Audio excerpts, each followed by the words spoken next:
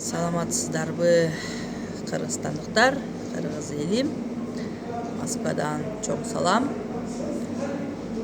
Өзүм Жалал Абад областынын Каракөл шаарынан болом. Бул жакта кичине эмгек кылабыз.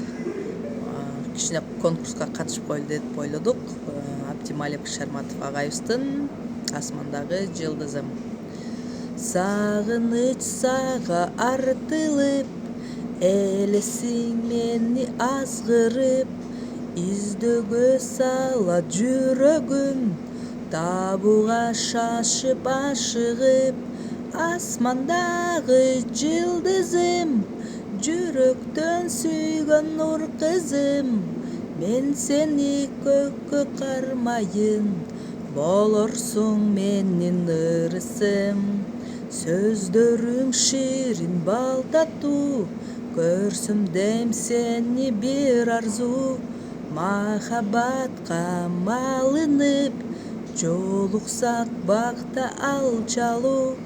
Асмандагы жылдызым, жүрөктөн чыккан сыр кызым, мен сени көккө кармайын, болорсуң менин ырысым.